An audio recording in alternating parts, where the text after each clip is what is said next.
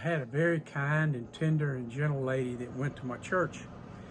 She was always so nice to everybody.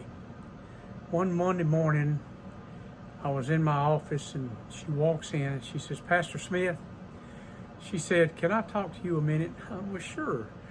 So she sat down and she said, "Look, I love my husband, but he is an obstinate man. He does not want to get saved. Sometimes he's even mean." She said, "I just need something to happen, and I'd like to see him get saved and start coming to church." And I said, "Okay, let me think about that a minute." So I was kind of going through the scriptures, racing in my mind, and I remembered, Paul took handkerchiefs from his body and gave them to people, and they got saved and delivered from devils. And I said, "Why don't we try that?" And she said, "Really?" And I said, "Sure." So I scrummaged around and I found an old handkerchief, and I took some oil, anointed it with oil, and handed it to her, and we prayed over it.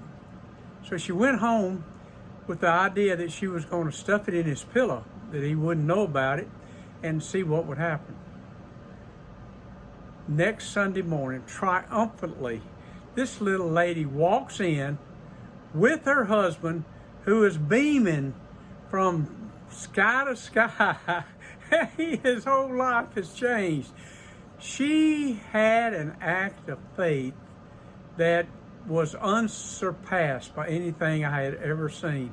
It was absolutely amazing. As far as I know, the handkerchief did the job in such a marvelous way that I never would have ever even expected. It's the first time it ever happened to me. So, if you have faith, here's what I'm going to tell you. There are a lot of things that you could do to win your spouse, to see your children delivered.